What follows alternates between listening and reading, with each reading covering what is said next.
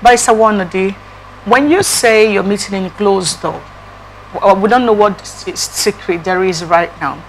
There's been several suggestions saying that, for there was a piece in the news just yesterday that said a proper intelligence was not done. That was why that attack panned out the way it did. Several persons have also called for intelligence investigation, thorough investigation into this. Femi Falana had to refer to about 16 or 17 other cases of similar issues, airstrike, where over 400 persons have been killed, and the compensation that was recommended are yet to be fulfilled, and he's threatening to go to court. Now, in the Bakos and the villages in Jos where this happened, one wonders, could this have been avoided if indeed thorough intelligence was carried out?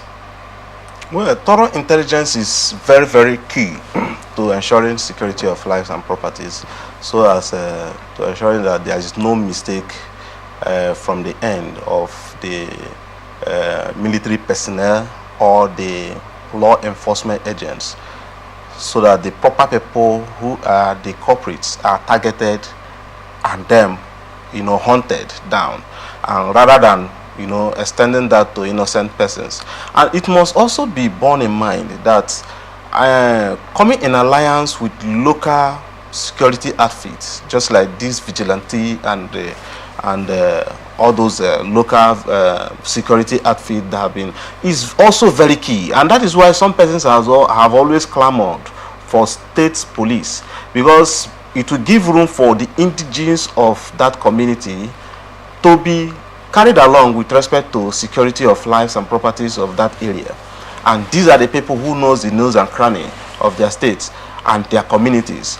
States are made up of communities and local governments. So these indigenes knows who is who in their community and knows what proper intelligence to give to the law enforcement agent. So it is also key to ensuring that the proper thing is done in terms of the propriety in ensuring that the people in question who are perpetrators of this heinous act are brought to the book, and the persons in question are no other.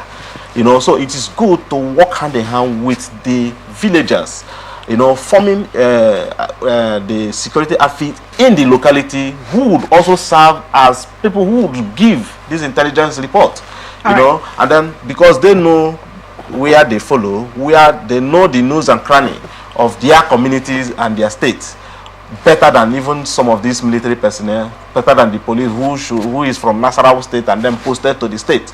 It's not so easy for them to dictate. So these are the loopholes that must be covered, to ensure that the local persons, the local community, the states, who are the indigenous of the states, are carried along when it comes to issues of security of life and property in that particular state. And at this instance, this is a Plateau state, so it is very, very key to ensure that all those mistakes are not being done by the security outfit. All right, thank you. Emmy, this is one conversation that I'm trying to understand. Yeah, the Senate have a right to close down meeting with the service chiefs. That's one. Plateau killing happened about a week ago. Summoning the service chiefs, they have given explanations. They have said their bit on this issue, and this is not the first time. Using this Plateau killing, for instance, now as a yardstick to discuss it or discuss the entirety of the processes through which Nigerian security agencies operate. Cases of human rights abuses are replete over their actions. Most of the time, no consequences are being meted out to those. Those who carried out these airstrikes, about 17 of them in similar form in northern part of the country, no identity, we just know Nigerian military. They carried out airstrike and all of that. While we have always asked what is the value of the life of a Nigerian, this closed door meeting with the security chiefs, what exactly do you think we should be expecting from it? That there will be consequences, that compensations will be paid, and there will be no repeats? What? You see, one thing I don't like about social behavior or certain social behavior is hypocrisy. I don't like hypocrisy. I find it very difficult, to actually endure it when I see one. It pains me if I see one and I enjoy it, I left. Those who are summoning security chiefs for closed-door meetings today, are they going to tell me that they don't know what is happening in Plateau State? Those who are criticizing and say security and all that, are they going to tell me that they are not complicit to an extent to the insecurity situation in Plateau State and other part of this country? So what do you think? There is certain level of narcissism within the security architecture, but I can tell you that I pity the military. I pity them as it stand. What is the number of security military personnel compared to the vast society that we live in, and compared to the number of the citizens and the avalanche of crisis and interest that is bedeviling this country? You summon security chief to come and tell you after you've created a problem. You transfer enmity from one generation to another, poisoning the mind of the young ones against their fellow citizens, inciting them to behave in that manner. If not, so tell me, what will just inform somebody to wake up one day and enter a community to slaughter their fellow human being? If not under certain influence. The influence is the information in the subconscious mind.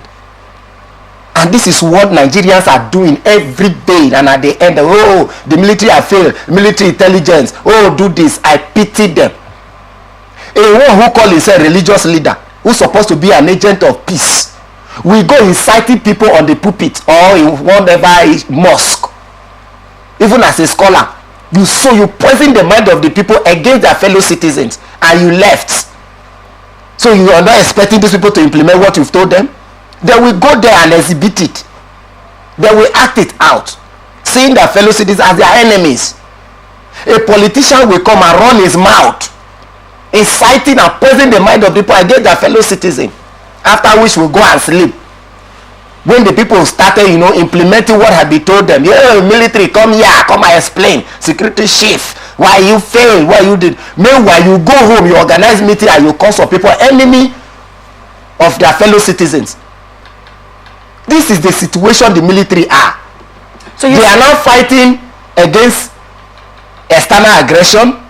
They are now the one even protecting Nigerians within the internal security architecture. That means we have all accepted that the police has failed. So what do you think, how do you think this operation in Plateau State was sabotaged? In many ways. Was it lack of adequate intelligence, like I read in the news yesterday, or lack of citizens' participation in the process, in security process? If you go to some of the interior villages in this country, in Plateau State, maybe let me just open up this. I don't always like talking about myself. I have lived in Plateau State. Bokos, I may make sure I know Bokos, I know some of these places. Where the military gave a difficult area and some of the SK, some people, how can? There are some villages in Plateau State, even in that Bokos, that you will need to climb mountains. You can't drive there. You will climb and some pathway you will get tired. Maybe the only access road will be to navigate a very far distance before you will get there. It's not an easy job to do. That is not to say the military cannot do better than what they are doing. So what do you think happened? For me, well, you started by saying that they know the root causes of this issue, but they are pretending. People are pretending here. So what do you think is the root causes of the issue in Plateau State? A lot of people say communal crisis. A lot of people said is beyond that. What, just from your opinion, what do you think is going on? This is crisis that is rooted in ethnic cleavages, ethnic interest, and religious interest. It's all about the land. It's all about the territory. And this thing ought to have been forgotten in the time past. But some people are still selling these things to the younger generation, imputing in them that poisonous heart. And this younger generation will now say that these people, even without crime, believing that, oh, these are our enemies, that we need to flush them out. And it didn't end there. The same people who are calling now and talking and summoning people, some of them are even sponsors of this problem. Where are these people having that mind from? Where are they buying the guns from? The daggers and the rest? Because in those parts, it's born arrow and dagger that you see more. Where are they getting these things from? No. If not that some people are doing it. Let them all tell themselves the truth and point fingers. You. Stop it. And some people, you know, the state deal with some persons. By the time some people as used as an example, others will desist from this thing. And the life and properties of Nigeria will be saved.